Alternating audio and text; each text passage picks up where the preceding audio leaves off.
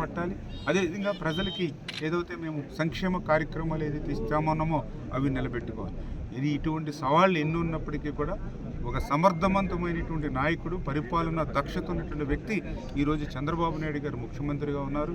ఆయనకి తోడుగా వేళ ప్రజల కోసం పనిచేసేటువంటి నాయకుడు పవన్ కళ్యాణ్ గారు ఉన్నారు. వీరిద్దరికీ పైన నరేంద్ర మోడీ గారు ఆశీస్సులు ఉన్నారు. తప్పనిసరిగా ఈ సవాళ్ళన్నింటినీ కూడా అధిగమిస్తాం.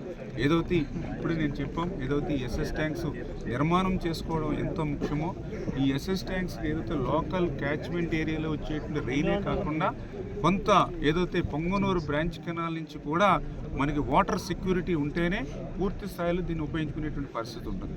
మరి పొంగనూరు కెనాల్లో ఒక చుక్క నీరు లేనప్పుడు ఈ రిజర్వాయర్ని ఇమీడియట్లీ మనం నిర్మాణం చేసుకున్నా వర్షం మీదే మళ్ళీ ఆకాశం వంక మేము చూస్తూ ఉండాలి.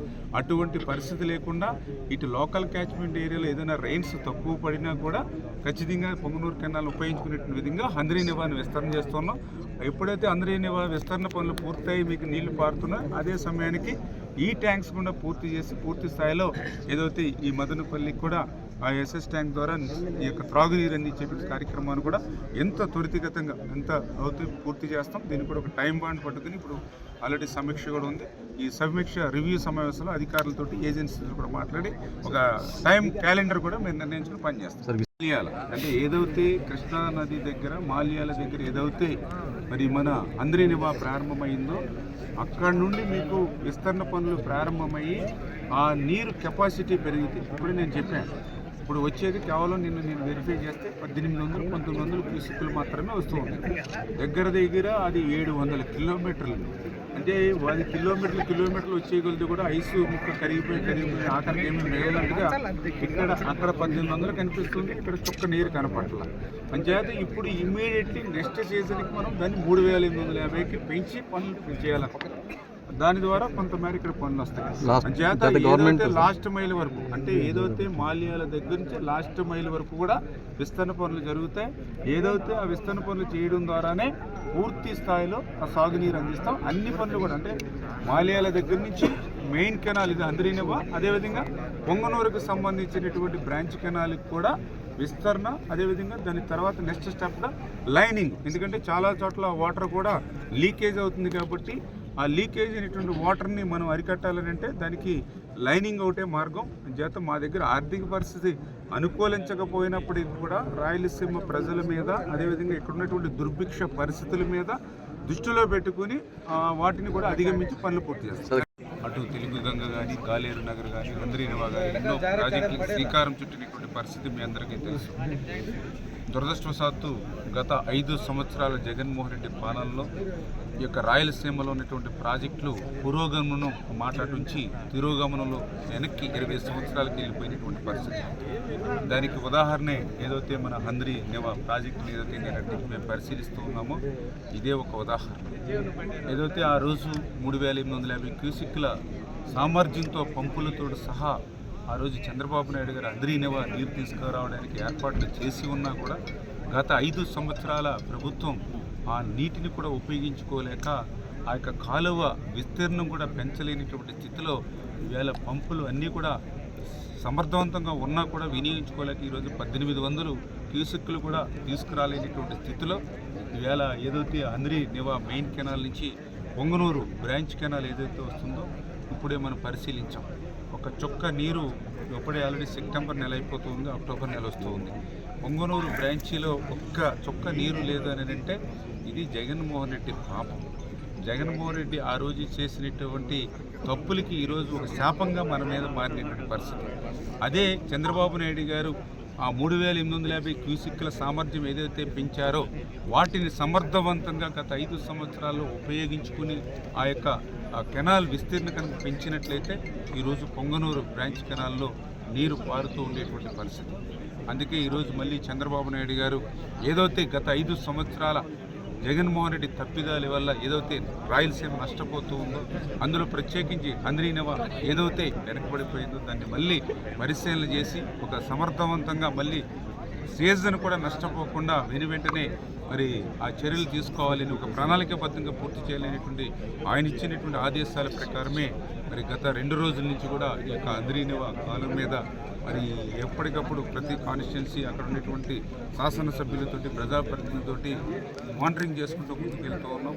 మరి ఈరోజు కూడా మదనపల్లి నియోజకవర్గం వచ్చినప్పుడు ఏదైతే భాషా గారు శాసనసభ్యులు కానీ ఇక్కడ ఉన్నటువంటి వారందరూ కూడా మరి ఇక్కడ ఉన్నటువంటి సమస్యలు కూడా చెప్పడం జరుగుతుంది. అందులో పర్టికులర్గా ఇప్పుడే మనం చూస్తున్నాం ఏదైతే మరి చిప్లీ, ఏదైతే రిజర్వాయర్, మరి ఏదైతే ఇక్కడ ఎస్ఎస్ ట్యాంక్, ఏదైతే పర్టికులర్గా ఈ యొక్క వాటర్ డ్రింకింగ్ వాటర్ పర్పస్ ఏదైతే మదనపల్లికి సంబంధించి 2 ఎస్ఎస్ ట్యాంకుల్ని ఆ రోజు తెలుగుదేశం ప్రభుత్వ హయాంలో వీటిని నిర్మాణాన్ని ప్రారంభించి 90 నుంచి 95% ఏదైతే ఈ చిప్లీ కానీ గుంటువారిపల్లి కానీ 2 ఎస్ఎస్ ట్యాంకుల్ని కూడా 90 నుంచి 95% ఆ రోజు చంద్రబాబు నాయుడు గారు 2019కి ముందు పూర్తి చేస్తే ఈ జగన్ ప్రభుత్వం 5 సంవత్సరాల్లో మిగిలినటువంటి 5-10% కూడా పూర్తి చేయలేదు అని అంటే రాయలసీమ ప్రజల త్రాగునీరు తీర్చడంలో ఎంత నిర్లక్ష్యంగా ఉంది, ఎంత నిర్లిప్తతో ఉంది, రాయలసీమకు ఎంత ద్రోహం చేస్తుందనే దానికి ఇప్పుడు మనం నించున్నటువంటి మాట్లాడుతున్నటువంటి ఈ చిప్లీ ఎస్ఎస్ ట్యాంక్ రిజర్వాయరే ఒక ఉదాహరణ. ఓకే, వీళ్ళు పనులు 5%, 10% ఆ మిగిలిన బ్యాలెన్స్ పనులు పూర్తి చేయలేకపోయారు. మళ్ళీ దీన్ని కూడా విధ్వంసం. 5 సంవత్సరాల్లో వీళ్ళు ఏం చేశారా అని అంటే ఇప్పుడే మనం చూస్తున్నాం. ఎక్కడికక్కడ విచ్చలవిడిగా ఏదైతే ఈ యొక్క చిప్లీకి సంబంధించినటువంటి ఏదైతే ఇక రిజర్వాయర్లు చూస్తే ఇష్టానుసారంగా ఇసుకను మాత్రం దోపిడీ చేసేసారు. ఏదైతే ఇక్కడే బెంగళూరు అతి దగ్గరగా ఉండడం, బెంగళూరులో ఇసుక బాగా అధిక ధర దాని ఉండడంతో ఏదైతే ఈ యొక్క చిప్లీ రిజర్వాయర్ని 5-10% పూర్తి చేయలేదు. కానీ ఇష్టానుసారంగా ఇప్పుడే మనం చూసాం ఎంత అగాధాల మాదిరిగా ఇసుకను లూటీ చేసేసారు.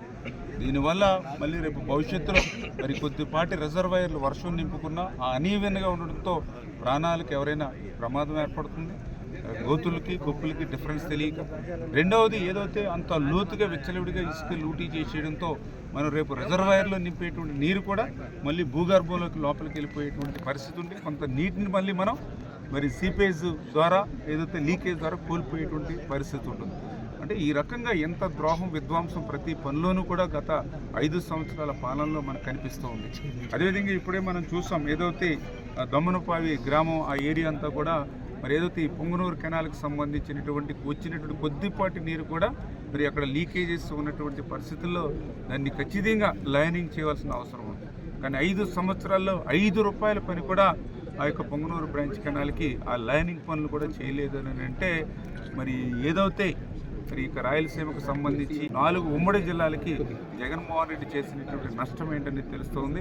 ఖచ్చితంగా మేము ఏదైతే ప్రజాప్రతినిధులు అధికారులు అందరం కూడా సమీక్షలు చేసుకుని మళ్ళీ అంద్రీనివాని ఇమ్మీడియట్లీ అంటే వచ్చే సీజన్ కల్లా మళ్ళీ మీ పొంగనూరు కెనాల్లో పూర్తి సామర్థ్యంతో పూర్తి కాలం మరి నీరు ప్రవహించేటువంటి విధంగా ఏదో కొంతమంది ప్రజాప్రతినిధుల మెప్పుకో లేకపోతే అధికారుల మెప్పుకో ఏదో 1 రోజు 2 రోజులు నీరు తీసుకొచ్చి చూపించడం కాకుండా కంటిన్యూగా ఒక సీజన్ అయినా సరే నీరు వచ్చేటువంటి విధంగా వచ్చే సీజన్కే నీరు వచ్చేటువంటి విధంగా వచ్చే నెల నుంచే ఈ యొక్క అంద్రీనివా ఈ యొక్క విస్తరణ పనులు అన్నీ కూడా ప్రారంభించి వచ్చే సీజన్ కల్లా మీ అందరికీ కూడా ఆ యొక్క సాగునీరు అందించడంతో పాటుగా ఏదైతే ఈ ఎస్ఎస్ ట్యాంకులు మిగిలిన బ్యాలెన్స్ పనులు ఏవైతే ఉన్నాయో అవి కూడా పూర్తి చేసి ఆ త్రాగునీరు అందించేటువంటి బాధ్యత కూడా మేము అందరం కూడా తీసుకుంటామని చెప్పి మీ ద్వారా అందరికీ కూడా తెలియజేసుకుంటాం.